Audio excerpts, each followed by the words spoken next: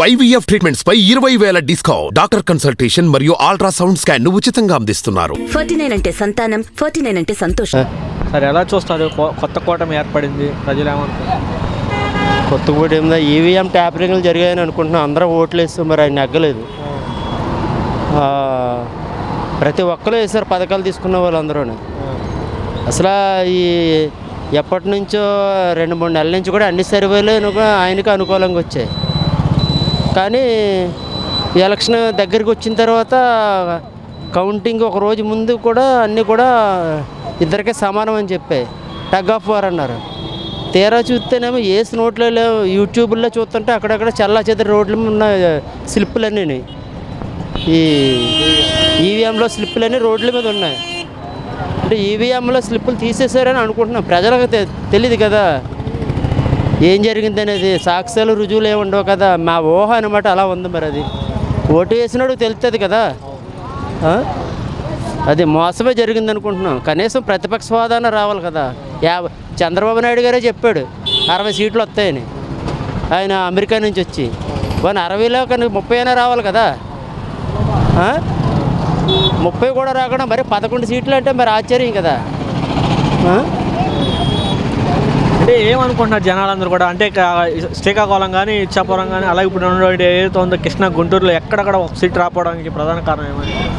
ఓట్లు వేసిన వాళ్ళు అందరూ నాయకులేగా అనుకుంటారు. ఇంకా ఈలేని వాళ్ళు రకరకాలుగా మాట్లాడుకుంటారు. అది వేసినోడికి తెలుస్తుంది కదా దాని విలువ ఏంటో. అలా శ్రీకాకుళం ఏంటి, ఇచ్చాపురం మొత్తం రాష్ట్రం అంతా అలాగే అనుకుంటున్నారు ప్రతి ఒక్కరు. అంటే కొంతమంది ఏమో అభివృద్ధి లేదు అందుకే చంద్రబాబు నాయుడుకి వేస్తారంటున్నారు. అభివృద్ధి ఇప్పుడు నేను ప్రెస్ మీట్ పెట్టి చంద్రబాబు నాయుడు గారు చెప్పాడు కదా. అభివృద్ధి అంటే 30 సంవత్సరాలు వెనక్కి తీసుకెళ్ళాలి అంటున్నాడు రాష్ట్రాన్ని. ఆయన 30 సంవత్సరాలు వెనక్కి తీసుకెళ్తాం. ఆయన చెప్పిన పథకాలకు ప్రజలకు ఏమిస్తాడు? 30 సంవత్సరాలు వెనక్కి వెళ్ళిపోయిందంటే మళ్ళీ అంతా కవర్ చేయాలి కదా. ఆయనగా 30 సంవత్సరాలు అధికారం ఇవ్వాలి ఇదంతా కవర్ చేయాలంటే, ఈయన చేసింది అంతా చేయాలంటే. అదేనమాట. అభివృద్ధి జరిగింది, అన్నీ జరిగాయి. 10 పోర్టులైన 6 పోర్టులైనా కడుతున్నాడు. కోస్టల్ కారిడార్ ఉంది. ఇవన్నీ వస్తే అభివృద్ధే కదా. 5 సంవత్సరాలు ఇచ్చారు, ఇంకో 5 సంవత్సరాలు ఇస్తే అభివృద్ధి అనేది ఏంటో చూపిస్తాడు ఆయనని. 2 సంవత్సరాలు కరోనాతో పోయింది, ఉన్నది 3 సంవత్సరాలు. 3 సంవత్సరాలు ఏం చేస్తారు?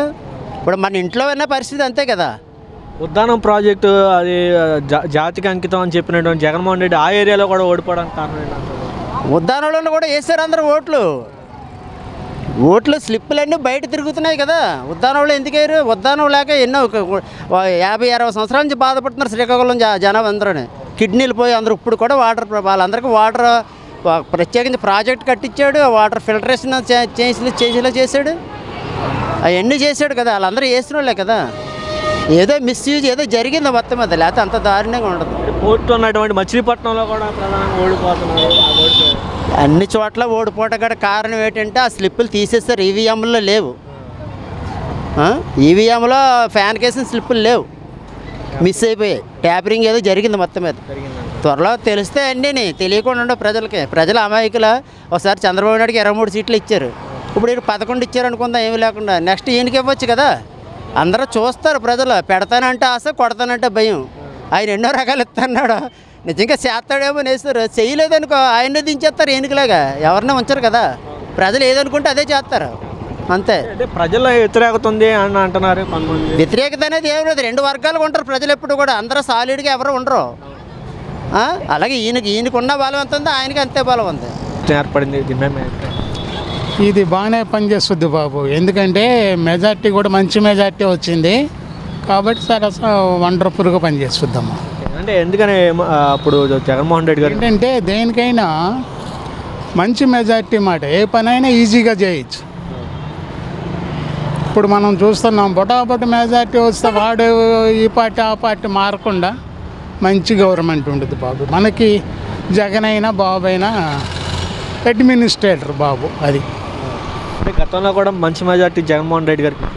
అంటే అప్పుడున్న సిచ్యువేషన్ బాబు, ఆయన పద్ధతులు ప్రజలకు నచ్చింది.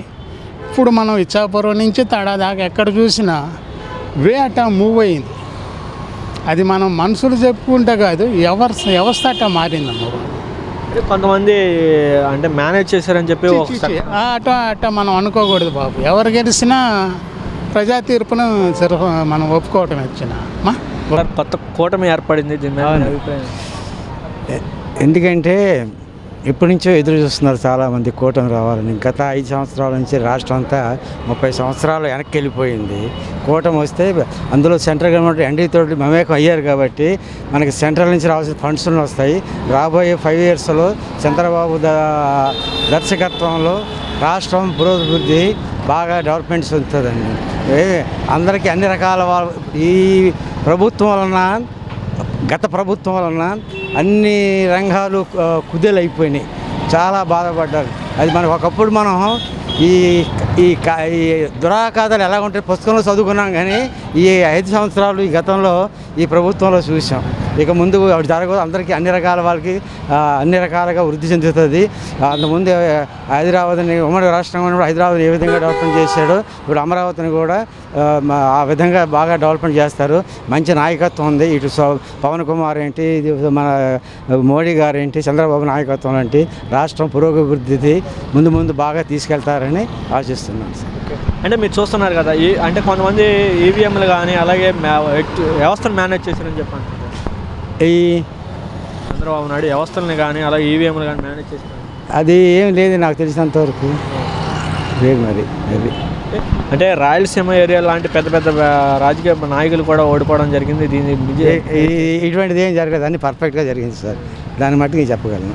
మరి ఆ లెక్కన కూడా వాళ్ళు చేశారని కూడా బీజేపీ ఇక్కడ అసలు ఎటువంటి అంటే స్థానం లేదు, కానీ 5 సీట్లు 6 సీట్లు కారణం ఏంటంటే 3 పార్టీలు కలిసాయి కాబట్టి, ఎదురుగుండా కాంగ్రెస్ వచ్చి ఓట్లను చీల్చింది కాబట్టి, ఈ 3 పార్టీలు కలిసినాయి కాబట్టి ఓటు శాతం ఎక్కువ వచ్చి పడుతుంది. అదే కనుక 3 విడిగా చేస్తే చెప్పలేం కదా, పర్సంటేజ్ ఉంది కదా దీనికి ఆ పర్సంటేజ్ విడిపోయి అప్పుడు 2 పార్టీలు తగ్గపారుగా ఉండేవి.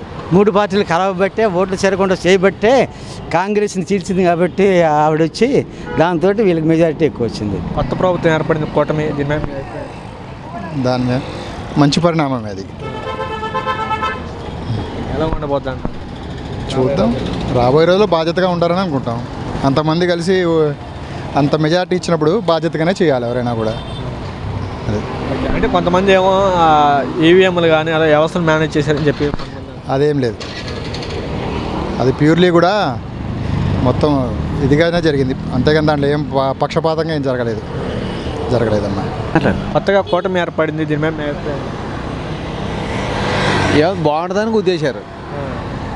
చంద్రబాబు నాయుడు గారని బాగుంటుంది కదా, పెద్ద బుర్ర, ఏదైనా చేయగలుగుతాయి, మంచిదో చెడేదో అన్నీ తెలుసు ఆయనకి.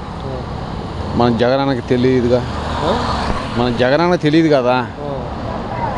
5 ఏళ్ళు అడ చేశారంట జగన్ గారు. నాకేం ఇవ్వాల, రూపాయి బిళ్ళ ఇవ్వాల, ఏదో అందిన వాళ్ళకి అందిని, మనకేం అందలేదమ్మా. కొంతమంది వ్యవస్థలు మేనేజ్ చేశారంటున్నారు కదా చంద్రబాబు నాయుడు. అదేం లేదు, ఓటింగు అన్నీ బాగా పెంచేసాడు కదా, కొద్దిపాటు బతకలేరు కదా.